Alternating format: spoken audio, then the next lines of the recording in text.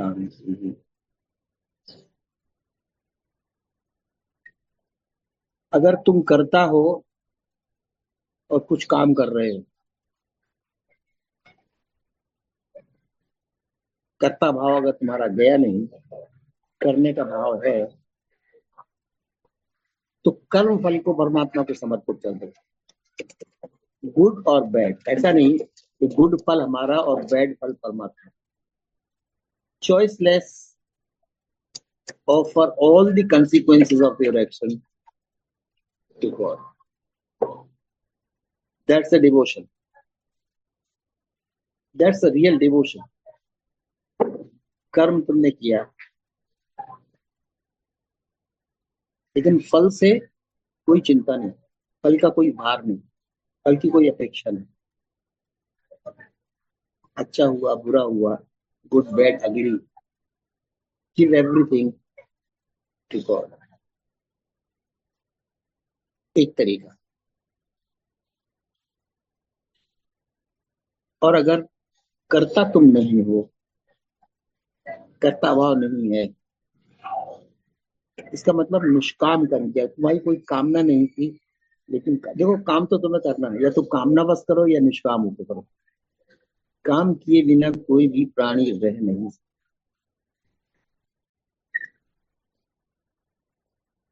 जब हम निष्काम कहते हैं, उस समय कामना होती है प्रभु की, तुम्हारी कामना नहीं होती। तुम ईश्वर की कामना से काम करो, तब तुम ये समझ के काम करते हो कि सारा कुछ यहाँ प्रभु का है, ईश्वर का है। सारा खेल, सारे करेक्टर, सारा धन, सारा समय परमात्मा का है। हमारे द्वारा परमात्मा परफॉर्म करा रहा है। हमको भेजा है इसलिए कि किसी को तो भेज के उसको काम करना पड़ेगा। हवा में तो काम हो नहीं जाएगा, तो निराकार एक्शन तो नहीं कर सकता, तो आकारों के द्वारा एक्शन परफॉर्म करवाता है। इसलिए मेरी चाह से काम हो रहा है ऐसा नहीं, सब ईश्वर की चाह से हो रहा है। इसको कहते हैं निष्काम। निष्काम भावना से काम कर रहा है, निष्काम कर्म योग। निष्काम भावना से काम कर रहा है। अब जब तुम्हें काम में कोई कामना नहीं थी, निष्काम भाव से काम किया, तो फल में निश्चित ही तुम्हारी इच्छा क्या होगी। जब कर्म परमात्मा के हिसाब से, तो फल भी परमात्मा वो भी दे दिया। जिसको कामना फल कर्म करने की नहीं है, तो फल की कामना कैसे हो सकती। अपने आप परमात्मा को या तो फिर तुम किससे मुक्त हो गए, कर्मों के भार से मुक्त, कर्म फल से मुक्त। कर्म फल ही तो तुम्हें आगे जिंदगी की राह पे ले जाता है। अच्छे कर्म हो, सदकर्म हो, पुण्य कर्म हो, तो सुखद जीवन। बुरे कर्म हो, गलत कर्म हो, तो दुखद जीवन। पुण्य से सुखद जीवन और अपुण्य या पाप से दुखद जीवन। बट जीवन है, कर्म है तो फलन होगा, फल होगा तो जीवन होगा। लेकिन अगर कर्म तुम्हारा है ही नहीं, तो फल किसका होगा, तो फिर जीवन किसका होगा। अगर कर्म तुमने किया ही नहीं, अपनी चाह से कर्म तो किया, लेकिन खुद की चाह से नहीं, तभी तो कहते प्रभु की चाह में रहो। प्रभु की चाह से जो करवा ले कर दो, और जो फल आ जाए होने दो। नमस्ते नमस्कार।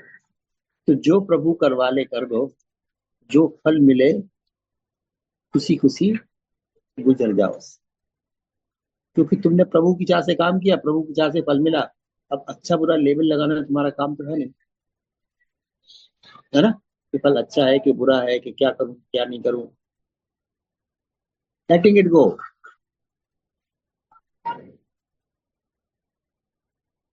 तो तुम कर्म के फल से मुक्त हो गए, तो कर्म, वही तो बुद्ध ने कहा था, कर्म बीज पड़े कर्म फल से तुम मुक्त हो।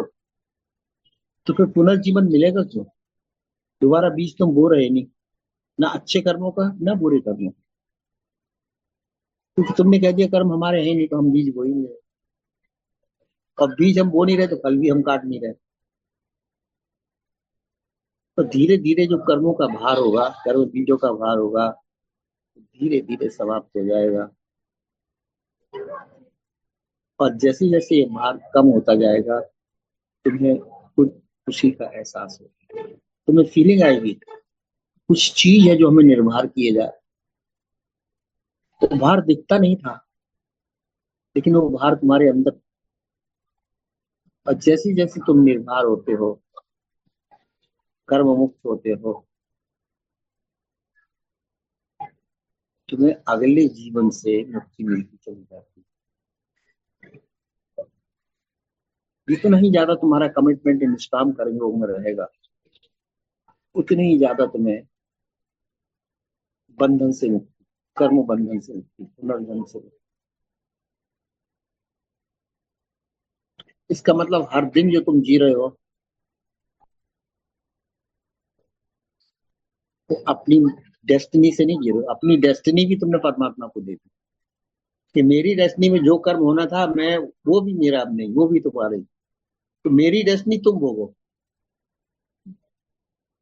मेरी डेस्टिनी है, मेरा प्रारब्ध भी तुम भोगो, क्योंकि मेरी कोई चाह रही नहीं भोगने की। तो मेरा प्रारब्ध भी तुम भोगो, और जो कर्म हो जाए आज से, उनका जो फल आए वो भी तुम्हारा। कर्म भी तुम्हारा, कर्म फल भी तुम्हारा। जब ना शरीर मेरा, ना मन मेरा, न, न धन मेरा, न घर मेरा, तो कर्म मेरा कैसे हो सकता है? तो तुम हो गए, कर्म फल से मुक्ति हो गई। कर्म फल से मुक्ति मतलब एक एक दिन जो नेक्स्ट जीवन मिलता है उससे मुक्ति। जीवन अच्छा मिलता या बुरा मिलता, मिलता तो। अब इसमें नहीं उलझ रहे कि हम सब पुण्य काम कर रहे हैं, हम दान कर रहे हैं, हम पुण्य काम कर रहे हैं सुखद जीवन के लिए। हम कर ही नहीं रहे, हम कर ही नहीं रहे। काम हो जरूर रहा हमसे, हम भी देख रहे हैं हाथ पैर काम कर रहे हैं, लेकिन हाथ पैर काम कर रहे हैं, हम नहीं कर रहे हैं। जैसे नाक काम कर रही है, सांस ले रहे, हम नहीं कर रहे। फेफड़े कर रहे, सांस ले रहे, हम नहीं कर रहे। वो नेचुरलनेस, प्राकृतिक। हम बीच में से हट गए, मैं का भाव हट गया करते से।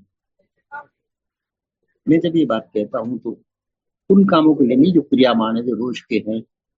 जो सब्जी बनाना, दाल बनाना, आटा गूंदना, चपाती बनाना, चाय बनाना, ये नित्य कर्म है। ये कर्म, कर्म बीज कर्म फल नहीं बनते।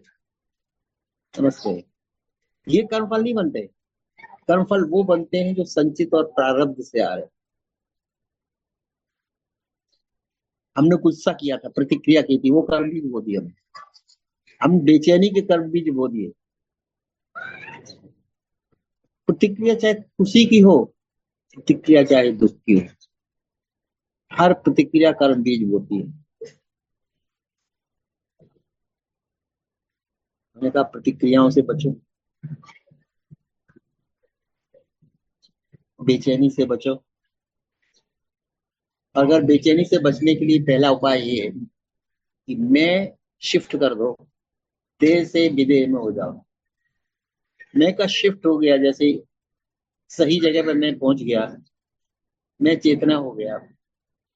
अब मैं चेतना हो गया तो चेतना तो कुछ काम करती नहीं, अहंकार काम करता है।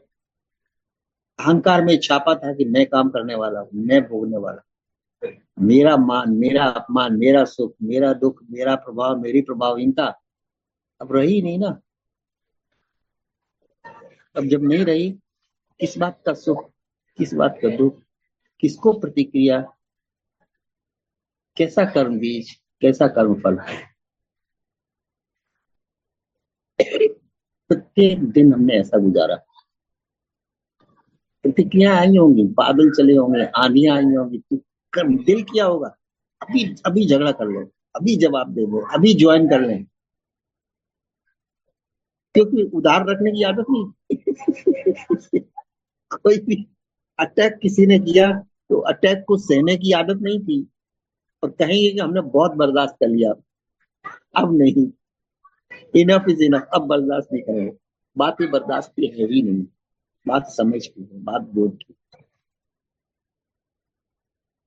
अगर ईगो है तो ईगो बर्दाश्त नहीं करेगा, फिर सिखाया जाएगा बर्दाश्त करो, टॉलरेंस रखो, अच्छा व्यवहार करो। मतलब ये मोरलिटी के लेसन बाहर से पढ़ाए जाते हैं, और थोड़ा सीखता भी इंसान। लेकिन कब तक सीखेगा? एक दिन उसका पेशेंस जवाब दे जाता तो वो इम्पेशेंट हो जाता, फिर वो रियल पेशेंट हो जाता है। क्रोध का बीमारी पकड़ लेती है। प्रतिक्रिया एक बीमारी है,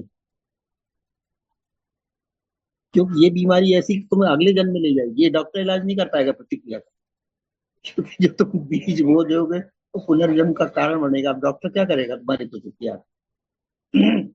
डॉक्टर तुम्हें सेडेटिव दे सकता है,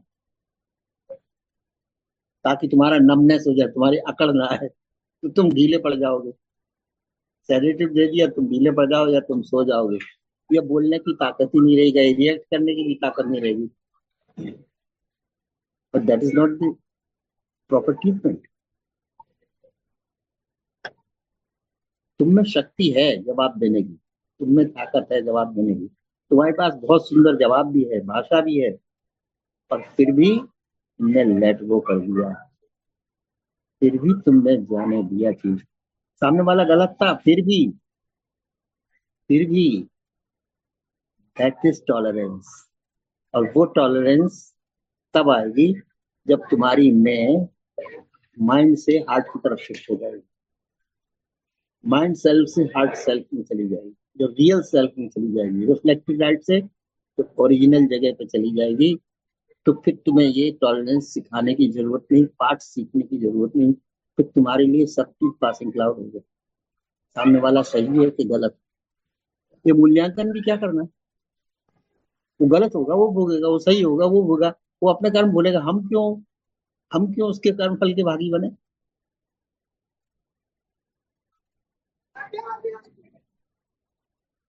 ये ट्राई टू इग्नोर, बात समझ में आ रही?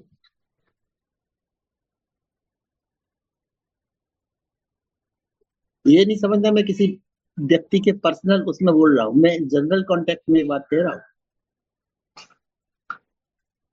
सामने वाला सही हो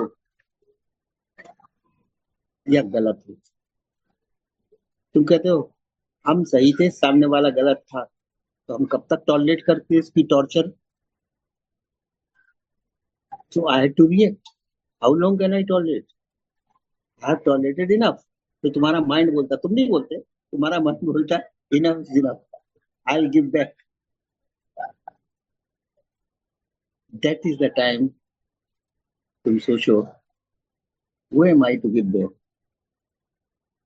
And what difference it makes whether that person is right or wrong?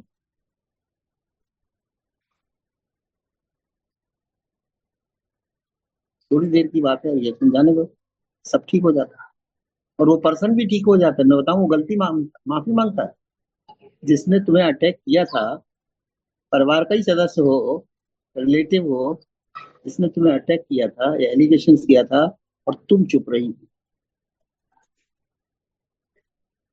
हो सकता है सेम दिन नहीं, 2 दिन बाद वो माफी मांगे, सॉरी मुझसे गलती हो गई, और माफी माफी मांगेगा। तुम्हारे राइट या रॉन्ग होने से नहीं, या उसके राइट एंड रॉन्ग होने से, तुम्हारे सिर्फ मैं को ट्रांसफर कर दिया ईगो पॉइंट से, रिफ्लेक्टेड पॉइंट से ओरिजिनल पॉइंट पे, हृदय में, चेतना के साथ। हो गया, सौदा हो गया, डील हो गई, बात आई गई हो गई। तुम चुप रहे, तुमने कर्म बीज बोए नहीं, और सामने वाले को माफी भी मांगनी पड़ी बिना तुम्हारे कहे। तुम्हारे मौन ने उससे माफी मंगवा दी, तुम्हारी वाणी शायद उलझा देती, और उलझा देती, डिस्प्यूट को और बढ़ा देती।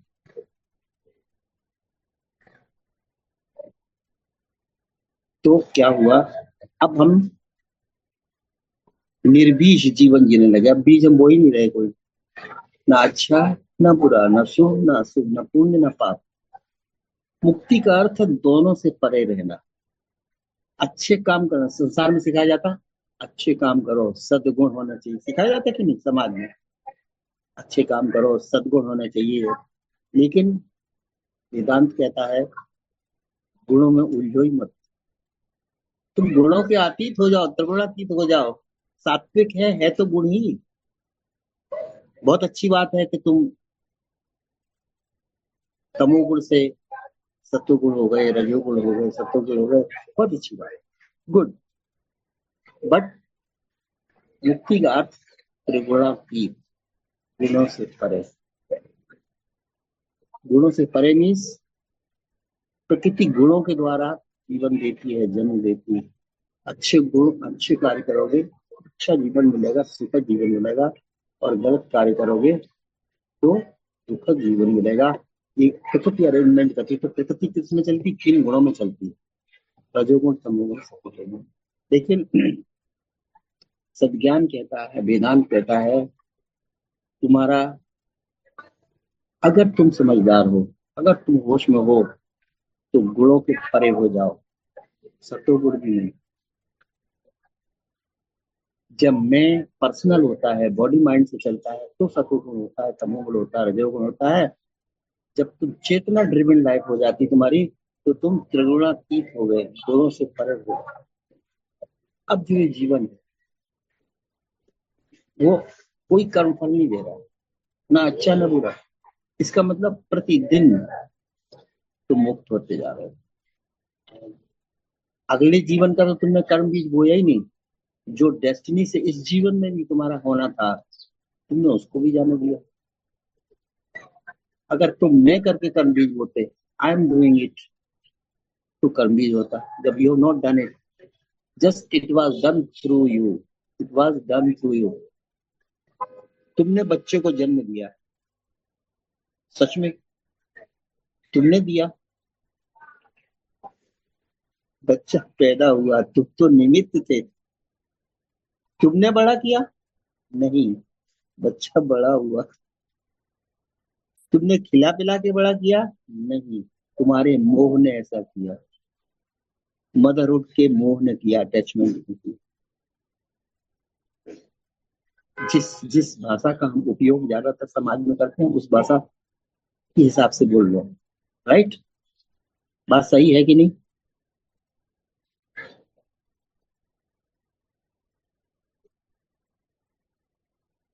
अब तुम कहो मेरा बच्चा, मैंने खिला पिला के बड़ा किया, इतनी केयर की, आज वो हमसे अपोजिट हो गया। हमारी मानता नहीं, हमारी सुनता नहीं, हमारी केयर नहीं करता। नहीं, वो बच्चा भी परमात्मा का।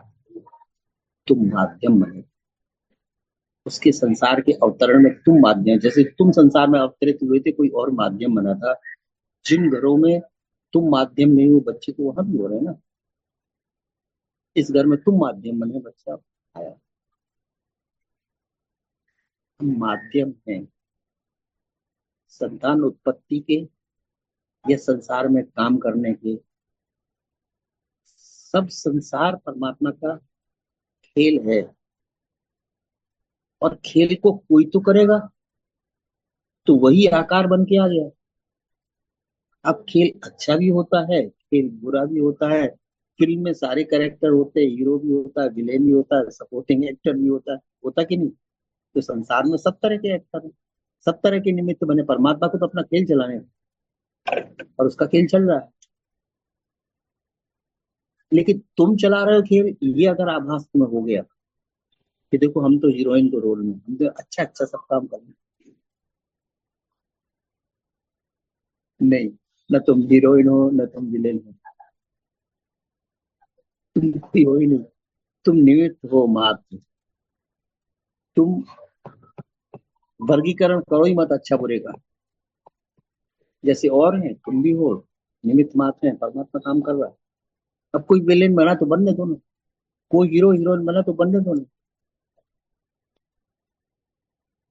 खेल चला रहा है परमात्मा, चलेगा, वो तुमसे चला ही लेगा, तुम चाहो ना चाहो।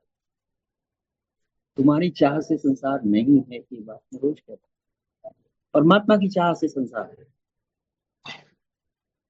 हम लोग निमित्त मात्र हैं, माध्यम है। आंखें माध्यम बनी देखने की। आंखें झगड़ा करे कान से, कि तुम्हें क्या मालूम, देखते तो दिन भर हमें। हम ना देखे देखे तुम क्या अनुभव कर लो। कान का अच्छा ठीक है, हम ना सुने तो तुम क्या सुन लो, क्या अनुभव कर लो। नहीं, ये तो खिड़कियां है, ये तो माध्यम है, तो निमित्त है। इसी तरह से हमारा पूरा शरीर निमित्त है, जब हम परमात्मा के रेफरेंस की बात, और निमित्त बन के जिए तो फिर निष्काम हो गए। निष्काम हो गए तो निष्फल भी हो गए। निष्फल हो गए, निष्काम हो गए तो मुक्त हो गए। कर्म फल से मुक्ति ही तो जीवन देता है। कर्म फल से मुक्ति ही तो मुक्त जीवन होता है। ये अभी मुक्ति, अब पुनर्जन्म से भी मुक्ति।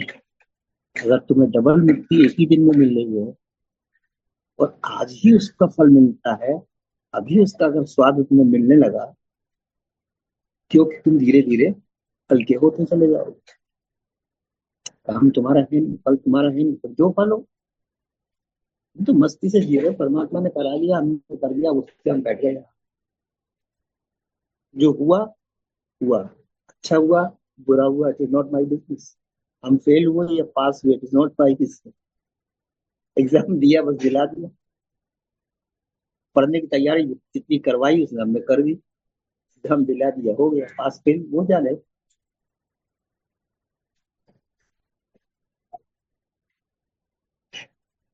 तो मुक्त होना नहीं है।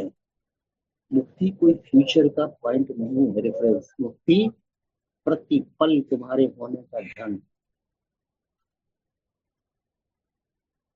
मैं न है तो तुम मुक्त हो। यदा ना हम तदा मुक्ति, यदा हम बंधनम तदा। वक्त ने एक सेंटेंस में ये बात बोल दिया कि जब जब तुम्हारे अंदर मैं का भाव नहीं, तब तक तुम मुक्त हो। बीज मैं का भाव था, मैं का भाव फिर कहाँ जाएगा? भाव गायब नहीं हुआ, वो चेतना में जुड़ गया, अहम ब्रह्मास्मि। और चेतना त्रिगुणातीत है, गुणों से परे है। तो न उसमें सत्वगुण है, न रजोगुण है, न तमोगुण। वो तो बस है मात्र, उसका होना मात्र।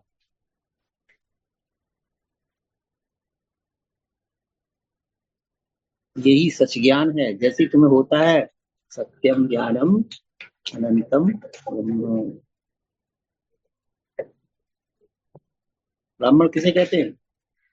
ब्राह्मण कोई जाति नहीं होती, न प्रजाति है। ब्रह्म शब्द से ब्राह्मण बना। यो जानाति ब्रह्म स ब्राह्मण,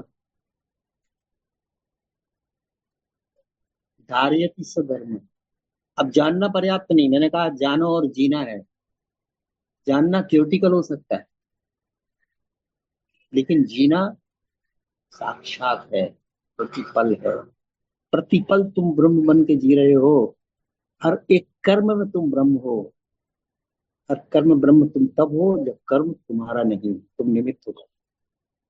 न फल की चाह है, न कामना करने की, न कर्तापन का भाव है, न भोक्तापन का भाव। दोनों भाव एक साथ जाते हैं। एक आया तो दूसरा आ जाएगा, कर्तापन का भाव आया तो भोक्तापन का आ जाएगा। फिर अच्छा भोगोगे बुरा भोगोगे डिफरेंट। कर्तापन का आया भोक्ता, पैरेलल में द्वैत है। द्वैत है, द्वैत का खेल है। तुम एक से हटे तुम दूसरे से हट गए। मैंने सुबह बताई थी, सिक्का है, उस पर एक तरफ लिखा लाभ, दूसरी तरफ लिखा हानि। अब ये सिक्का पलटेगा किसी दिन, तुमने पकड़ लिया सिक्का, तो लाभ एक दिन हानि बन जाएगा। लेकिन सिक्का तुमने छुआ ही नहीं, तो न लाभ न हानि। तुम सिक्के से मुक्त हो गए। द्वैत से मुक्ति, जन्म मृत्यु से मुक्ति, लाभ हानि से मुक्ति, अच्छे बुरे से मुक्ति।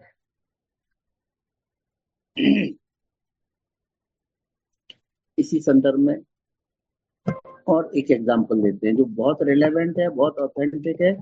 और आज ही अगर उसका उपयोग किया तुमने, तो परिणाम भी आज ही दे देगा, कल तक जरूर परिणाम मिल जाएगा। विज्ञान कहता कोई तुम एक्सपेरिमेंट करो और परिणाम ना मिले, तो दो बातें।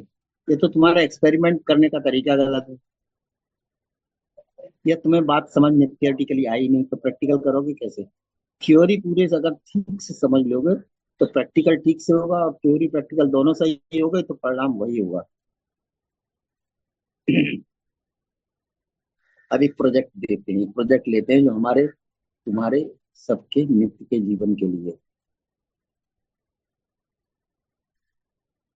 सबको जॉय चाहिए, खुशी चाहिए, चाहिए कि नहीं?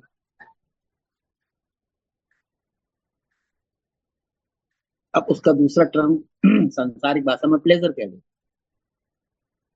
सबको प्लेजर चाहिए।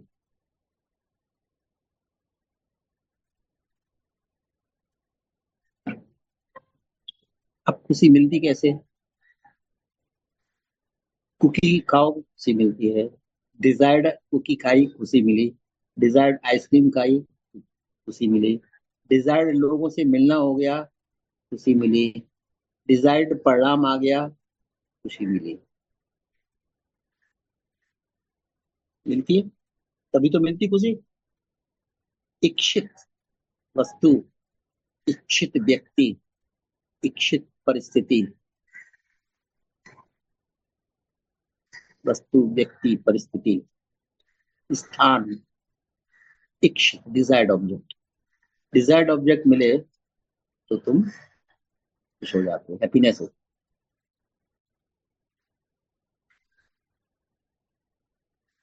तो जब विषयों से आनंद मिलता है तो वेदांत की भाषा में कहा गया कि विषयानंद, मतलब खुशी दूसरे से मिलती। क्या वाकई में खुशी दूसरे से मिलती? Question mark. क्या खुशी आइसक्रीम में छिपी थी? Tell me. क्या खुशी आइसक्रीम में छिपी थी? खुशी कुकी में छिपी थी? खुशी उस व्यक्ति में छिपी थी जिससे तुमने सोचा खुशी मिली? या उस परिस्थिति में खुशी छिपी थी जिससे तुमने सोचा था हमें खुशी मिली? नहीं, खुशी तुम्हारे अंदर, खुशी तुम्हारे अंदर थी। वो व्यक्ति, वस्तु, परिस्थिति, परिणाम मिल जाने से वो उगड़ गई, सामने आ गई।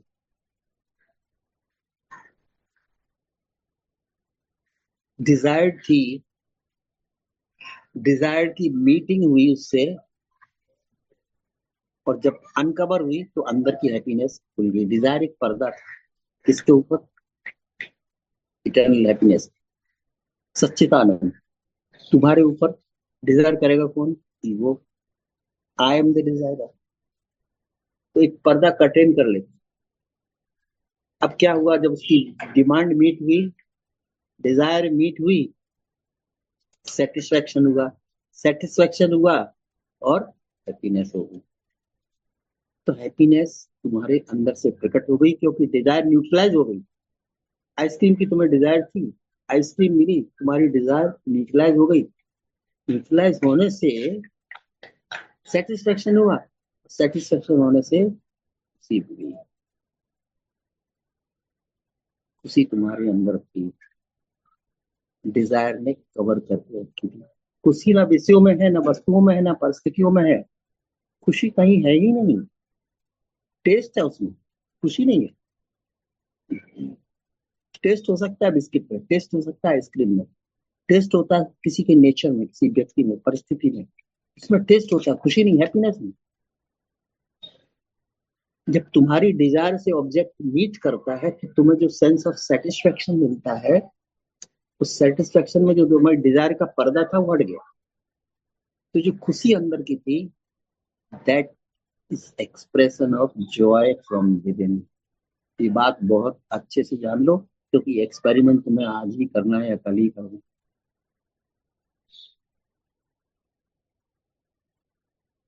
फिर से सुन लो। When desire meets its target, कोई भी विषय का डिजायर हो, डिजायर थी, वो टारगेट मिला, डिजायर न्यूट्रलाइज हो गई। डिजायर न्यूट्रलाइज होगी तो बस सेटिस्फेक्शन मिला। जब सेटिस्फेक्शन मिला तो डिजायर का पर्दा हट गया और अंदर से जो हैप्पीनेस थी।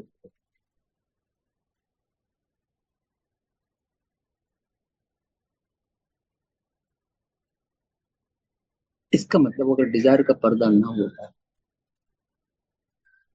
या डिजायर न होती या तुम अचाह में जीते तो तुम सदा खुश थे। चाह तुमने निर्मित की, चाहे अहंकार के कारण की है, परिस्थितियों के एडवर्टाइजमेंट के कारण। बहुत सारी चीजें हम अपनी चाह से नहीं, लेकिन एडवर्टाइजमेंट देखते, दूसरे का देखते, तो हमारे अंदर चाह पैदा हो जाती। किसी के अंदर अच्छा मोबाइल देखा, अच्छी ड्रेस देखी, तो हमारे अंदर चाह पैदा हो गया। अच्छा गहना देखा, ऑर्नामेंट देखा, चाह पैदा हो गई। किसी का अच्छा घर देखा, हमारे अंदर चाह। ये तो हमने पहले से अपनी डिजायर निर्मित की, या हमने किसी की दूसरे की देख के इन्वायरमेंट से वो चीज हमारे अंदर आई, हमने डिजायर बना ली, इसको डिजायर बना ली। तो जब तक वो सेटिस्फाइड नहीं होगी तब तक हम कुछ नहीं होते। वो सुलगती रहती धीरे धीरे धीरे।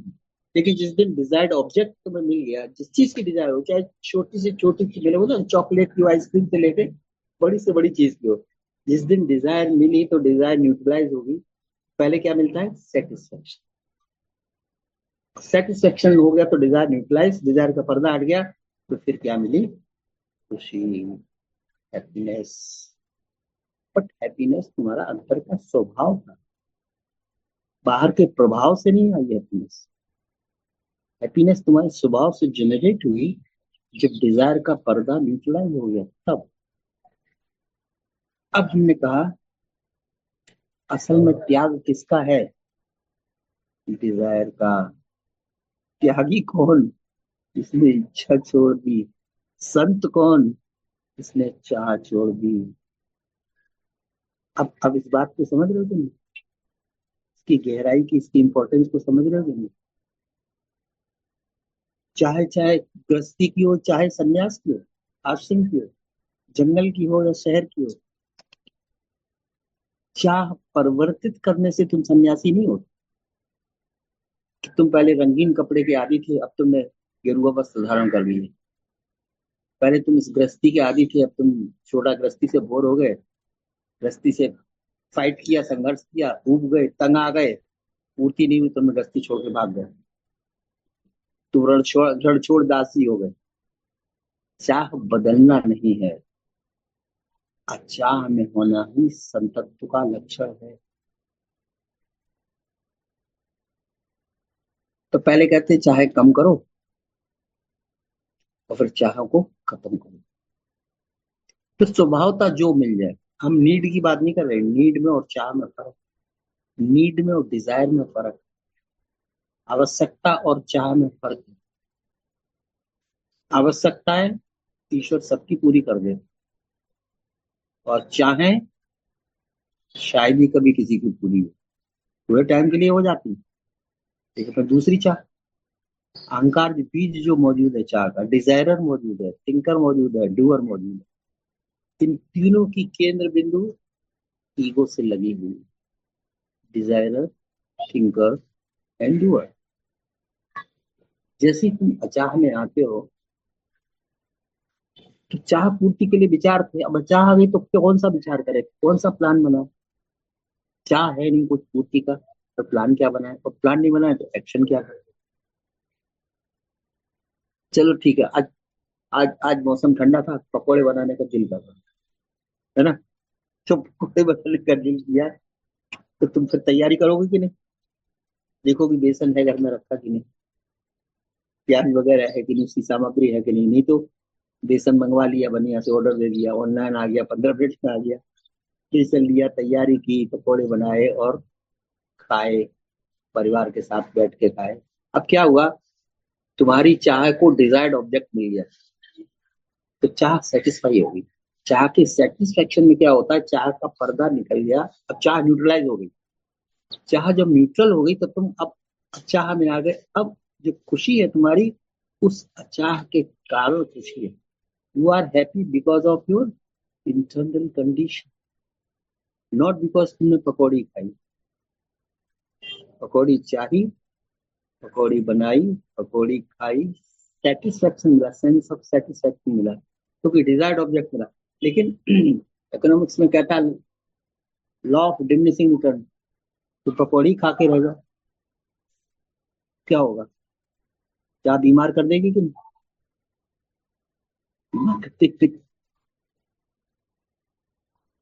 तो चाह जो हैप्पीनेस का कारण बनती थी वो अनहैप्पीनेस का कारण हो गई। लेकिन अचाह में तुम कभी अनहैप्पी नहीं हो सकते। अचाह से तुम कभी बीमार नहीं हो सकते। अचाह किसी रोग को जन्म नहीं देती। और अचाह में तुम धीरे धीरे खुश रहने लगते हो, क्योंकि चाह एक बहुत बड़ा क्लाउड है जो तुम बनाते हो। अब उसे पास होने दो, देखो जब तुम्हारी नेक्स्ट चाह होता है। आज शाम को एक एक्सपेरिमेंट कर लेना चाहिए। ये आज की प्रोजेक्ट है, वीकेंड की प्रोजेक्ट या ईयर एंड की प्रोजेक्ट हम तुम्हें दे रहे हैं। चाह उठे, ठीक है, किसी भी चीज की चाह उठे, समझ लो ये बादल उठा है। इस बादल को जाने ही दो। हम इसे देखेंगे, चाहेंगे नहीं, पकड़ेंगे नहीं, निष्प्रयास हो जाओ, लेटिंग इट गो। धीरे धीरे जब चाह निकल जाएगी, तुम्हें लगेगा ठीक ही किया, ठीक ही किया। चाह सेटिस्फाई, चाह सेटिस्फाई, चाह सेटिस्फाई करके एक हमारा पैटर्न जनरेट हो गया जिंदगी में। अब बॉडी को क्या लगने लगा, जैसे एक बच्चे को जो चाहता हम उसे दे देते, तो क्या तुम क्या हो जाएगा, बच्चा पेम्पर्ड बच्चा हो जाएगा कि नहीं। अगर बच्चा जो चाहे तुम उसे देते चले जाओ, तो वो तो पेम्पर्ड हो जाएगा। फिर तुम फिर लाख रुपया करोड़ रुपया भी दे देना, वो खुश नहीं होगा, क्योंकि उसकी आदत पड़ गई मांगने की। और तुम बच्चा है तो देने के लिए सब। देखो पहले तो परिवार बड़ा होता था, ज्यादा लोग होते, तुम सोचते एक ही तो बच्चा है, धन पर्याप्त घर में, दे दो, खुश रहने दो। फिर तुम्हें अपना बचपन याद आता। देखो हमने अपने बचपन में कितना डिसिप्लिन किया था, बहुत सारी चीजें मन में रहती थी लेकिन नहीं खा पाते थे। पेरेंट्स के पास इतना अरेंजमेंट नहीं था कि बंदोबस्त कर पाते, तो मन मार के रह जाते थे कि नहीं। मैं तो रह जाता था, मैं अपनी बात कह रहा हूँ, परिवार की कह रहा हूँ। मन मार के रह जाते, लेकिन उस मन मार के रह जाने में ही सुख था। अब पता चला उस पेम्पर्ड चाइल्ड, एक तो उसकी पेम्परिंग कभी खत्म होगी नहीं, बढ़ेगी धीरे धीरे, और फिर वही रोग का कारण बन जाएगी। वही बेटा फिर तुम्हें हरेस करने लगेगा। अगर जो पहले मांग रहा था, फिर तुम्हें हरेसमेंट करेगा, फिर तुम्हारे ऊपर दादागिरी करेगा। ऐसे केस तुमने देखे कि नहीं। इज इट रियल और नॉट। यस। तो तुम्हारा मन भी ऐसा ही बच्चा है, इज ए पेम्पर्ड चाइल्ड। बुरा तो नहीं लग रहा। Not feeling bad. It's a pampered child. आज से पेम्परिंग बंद कर दो इसकी। लेट अस सी क्या होता है। थोड़ा बिगड़ेगा, थोड़ा मचलेगा, थोड़ा शोरगुल करेगा, बाद में शांत हो जाएगा कि नहीं। तुम बस देखो इसे, जस्ट ऑब्जर्व ऑब्जर्व ऑब्जर्व। बाद में हाँप के क्या के चुपचाप बैठ जाएगा। अगले दिन से वो सोचेगा या अब हमारी डिमांड पूरी नहीं हो रही। मामला कुछ गड़बड़ हो रहा है। दूसरे दिन फिर ट्राई करेगा कुछ और, तीसरे दिन फिर ट्राई करेगा। क्या होगा, 21 डेज में साइकोलॉजिकल एक्सपेरिमेंट करता है कि 21 डेज में वो बच्चा समझ जाता है, ये समझ जाता है कि अब चाहना बंद करो, यहाँ चाहने से कुछ मिलता नहीं। अब ऋतु बदल गई, मौसम बदल गया है, सब कुछ बदल गया। अब पहले चाहने से सब कुछ मिलता था, अब चाहने से कुछ मिलता नहीं। इसलिए अचाह में आ जाओ और खुश रहना शुरू कर दो। अचाह में आ जाओ, खुश रहना शुरू कर दो। एक्सपेरिमेंट करने जैसा है कि नहीं है। हम्म? करेंगे, पार्टिसिपेट करेंगे।